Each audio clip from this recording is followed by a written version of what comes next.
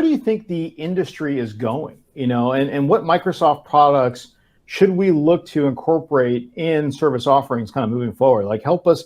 You've always been a visionary with that kind of stuff, so I think we can really take some information kind of from where you're coming. So what are your thoughts? Well, obviously security is going to be a big part of it. I think that is sort of a necessary thing anyway, and it is exciting. I think that's cool, but it is necessary. I think that if I think about where the industry is going, I still, we talked about this a while ago. I still think the MSP of the future is going to be a very app-focused, solution-focused type of MSP as endpoints really don't require all that much management anymore and become, cloud, whether they're delivered straight out of the cloud or that industry just commoditizes down to the point there's just not much to do there. Then it's going to be more focusing on business solutions and how you help customers gain a competitive advantage, do business quicker, whatever the optimize productivity, whatever the case.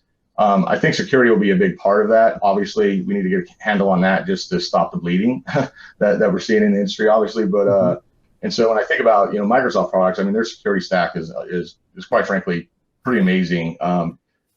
Even when compared to some of the best solutions out on the market, they just have their breadth of solutions and the fact that they're all integrated with artificial intelligence and everything on the back end. That's the cornerstone really of our security solution, and it really helped us accelerate our sales. I mean, through the COVID stuff, we grew significantly by through that offering, through our MSSP offering.